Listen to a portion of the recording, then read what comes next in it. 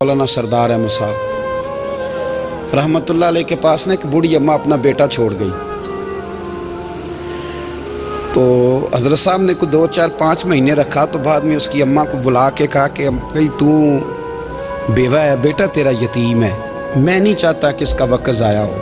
ये पढ़ने वाला कोई नहीं, सारे नहीं भाई पढ़ने वाले होते। अब यहाँ उलमा बैठे हैं, मैं बेअदब भी ना हो जाऊँ। कुछ पूरे 8 साल लगा के भी आ जाते हैं, सनद भी उनके पास होती है। नाराज़ ना हो जाना, ये तो सब अच्छे लोग हैं। सनद होती है पर पता कोई नहीं होता। ये आला हज़रत ने लिखी है बात। सनद होती है, पूरी डिग्री होती है, उस पर कई लोगों के साइन भी होते हैं। तो बहुत सारे तालिब इल्म ऐसे होते हैं जो मदारस में कहते हैं मैं फाजल फलां हूँ, लेकिन कोई शय पास। तो मौलाना सरदार अहमद साहब मुहद्दिस आज़म पाकिस्तान रहमतुल्लाह अलैह उस बूढ़ी को कहने लगे तेरा बेटा कुंद देना है, पढ़ना पढ़ाना इसने कुछ भी नहीं, तो यतीम बच्चा है, कल को तू कहेगी कि मेरे बेटे ने वक्त ज़ाया किया तो वापस ले जा। बूढ़ी अम्मा रोने लग गई, कहने लगी मैं पढ़ाने तो नहीं लाई थी, मैं तो आपको रब का वली समझती हूँ, मैं तो नौकरी कराने लाई थी। नौकरी हज़रत अनस बिन मालिक कहते हैं मेरी अम्मा भी हुजूर की बारगाह में दे गई थी। हुजूर की बारगाह में ये नहीं कहा था कि या रसूलल्लाह पढ़ा दें, हाँ मैं जिम्मेदारी से बात कर रहा हूँ। ये नहीं कहा था हुजूर मुजाहिद बना दें, ये थोड़ी कहा था कि या रसूलल्लाह सल्लल्लाहु तआला अलैहि वसल्लम से मुफस्सिर, मुहद्दिस, मुहक्किक, मुफ्ती बना दें। हज़रत अनस की अम्मा कह गई थी सोनिया जब तक ये रहेगा ना आपकी नौकरी करेगा, ये घर के काम काज करेगा, ड्यूटी करेगा, हुजूर ये आपकी नौकरी करेगा। तो मेरे महबूब ने फिर दुआ कर दी, अल्लाह इसे बरकत अता फरमा। तुम समझता है खिदमत वाला खाली रह जाता है? जितना जायका खिदमत वाले को मिलता है, जो उसके नसीब में आता है, वो किसी का नसीब कहाँ भाई। हजरत अनस कहते हैं हुजूर ने दुआ कर दी, बरकत की।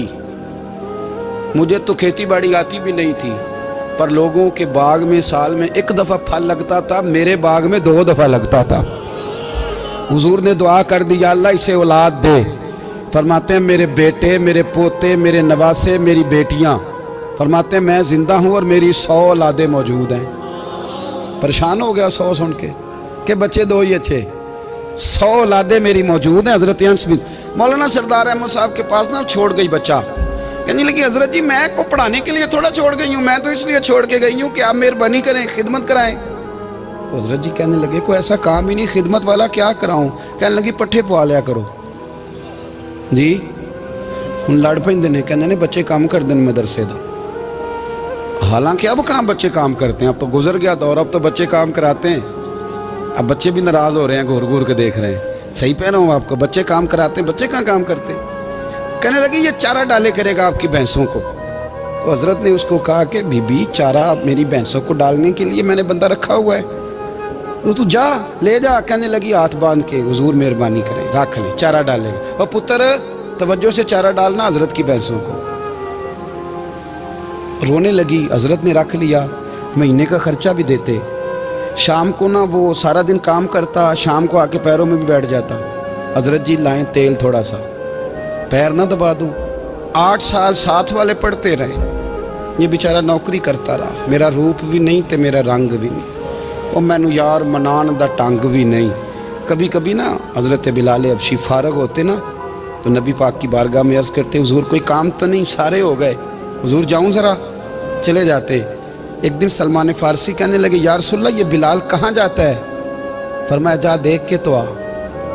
हज़रत सलमान वापस आए तो आके रोने लगे, कहने लगे सोनिया जब यहाँ से जाता है ना तो जाके सैयदा फ़ातिमा की चक्की पीसनी शुरू कर देता, बीबी साहबा के काम करने लगता है, घर में जाके असनैन की ड्यूटी करता है, वहाँ भी काम यहाँ भी काम।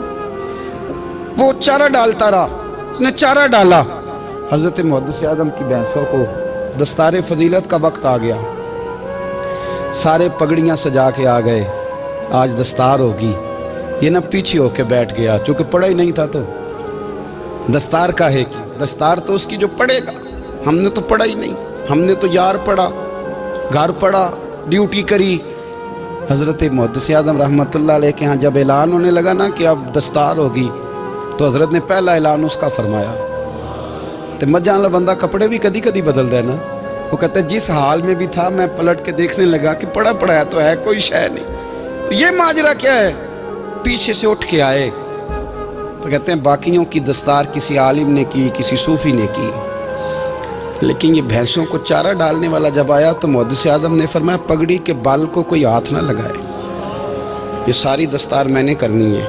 اور فرماتے ہیں حضرت بال بھی دیتے جاتے تھے اور آنسو بھی بہاتے جاتے تھے، ماتھا بھی چومتے تھے اور فرماتے تھے دستار کے بعد چلا تو نہیں جائے گا یار، مجھے تو عبادت بھی نہیں رہ گئی، مجھے تو چابیوں کو بھی نہیں پتا کون سی کہاں رہتی ہے، جائے گا تو نہیں تو رو پڑا، کہنے لگا سونیا جائے تو وہ جس کے پلے کچھ ہے ہو، آتا جاتا تو ہے کچھ نہیں، مجھے کس نے رکھنا ہے، میں نے کہاں جانا ہے، ادھر کہاں تو ادھر ہی رہوں گا۔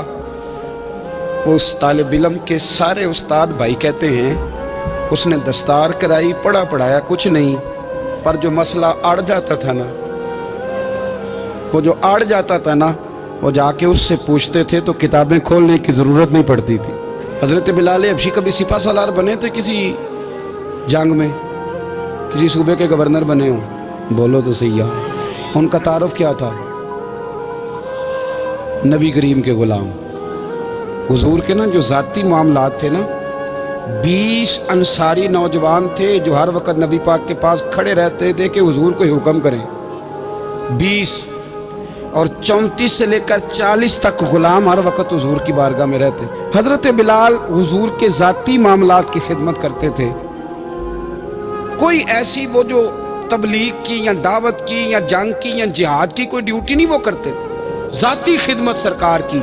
حضرت عمر فاروق وہ شخص ہیں کہ جنہوں نے کبھی کسی بندے کو خاطر میں نہیں لائے ہوئے، لیکن جب حضرت بلال آتے تھے نا تو جناب عمر اٹھ کے کھڑے ہوتے تھے، کرسی چھوڑتے تھے اور پھر ایک نعرہ لگاتے تھے، کہتے تھے یا بلال انت سیدنا، بلال تو ہمارا سردار ہے یار، تو ہمارا، یعنی عشق کا ذوق پورا کرنا انہیں بھی آتا تھا۔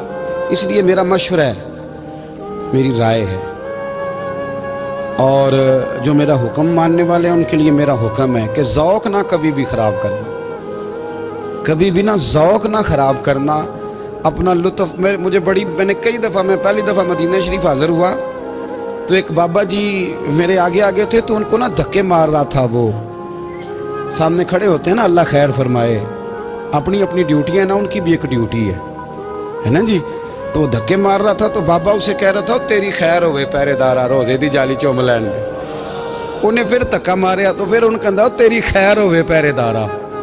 میں نے، وہ بالکل ان پڑھ بابا جی تھے پر مجھے انہوں نے بہت بڑی بات سمجھا دی، میں نے ان سے بڑا سیکھا، منبر پہ ذکر کر رہا ہوں۔ وہ تیسری دفعہ پھر دھکا مارا، تیری خیر ہوئے پہرے دارا روزے دی جالی، تو بابا جی باہر نکل آئے تو میں بھی پیچھے نکل آیا، تو میں نے کہا بابا جی یہاں کچھ انہوں نے بنگلہ دیشی اور ہندوستانی بھی رکھے ہوئے ہیں پر یہ تو عربی تھا خالص، انہوں کدوں تہاڈی بھی سمجھ آؤندی سی، تسی پنجابی دا شعر سنائی جا رہے ہو۔ کہندے پتر مینوں بھی پتہ ہے انہوں نہیں سمجھ آ رہی، پر میں تے اپنا رانجھا پہ راضی کردا سا، مینوں پتہ ہے انہوں کہا او یار اسی رانجھا بھی تے راضی کرنا ہے کہ نہیں، کہ ساری زندگی کیلو کال کے جھگڑے میں پڑے رہنا ہے۔ اے عشق تیرے صدقے جلنے سے چھٹے سستے، جو آگ بجھا دے گی وہ، اور ایک جگہ پہ اعلیٰ حضرت کہتے ہیں جان دے دی وعدہ دیدار پر، ہم نے جان دے دی، ہاں خالی اس نے وعدہ کیا تھا کہ آؤں گا، آیا نہیں تھا پر جان ہم نے پہلے دے دی۔ تو اس لیے نا ذوق، شوق، پیار، وارفتگی، محبت اساتذہ کے لیے، بزرگوں کے لیے، علماء کے لیے، مشائخ کے لیے، بڑوں کے لیے، نہ ذوق نہ کبھی خراب ہو۔